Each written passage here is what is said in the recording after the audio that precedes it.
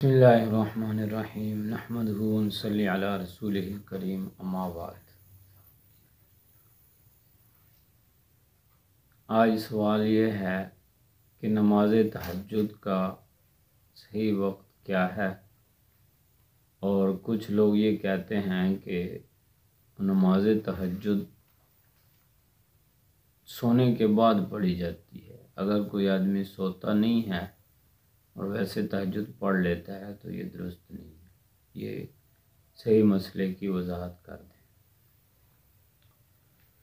تو اس کا جواب یہ ہے کہ مختار مذہب کے مطابق تہجد کا وقت نصف شب سے شروع ہو جاتا ہے، یعنی آدھی رات کے بعد تہجد کا وقت شروع ہو جاتا ہے۔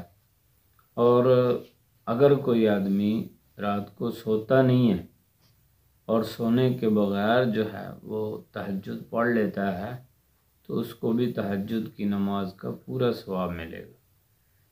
اور البتہ یہ فقہاء کرام نے لکھا ہے کہ سو کر اٹھ کر پڑھتا ہے تو یہ بہتر ہے لیکن ضروری نہیں ہے۔ سوال یہ ہے کہ اشراق کی نماز کا وقت کیا ہے؟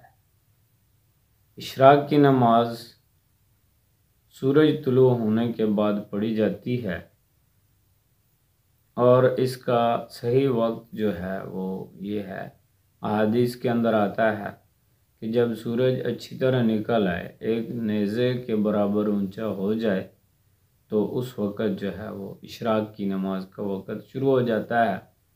اور اس کا پھر فقہاء کرام نے اندازہ لگایا ہے اور یہ فیصلہ فرمایا ہے کہ جو سورج طلوع ہونے کا وقت ہے اس کے بعد 12 سے 15 منٹ تک جب گزر جائیں تو اس وقت جو ہے وہ اشراق کی نماز پڑھی جائے۔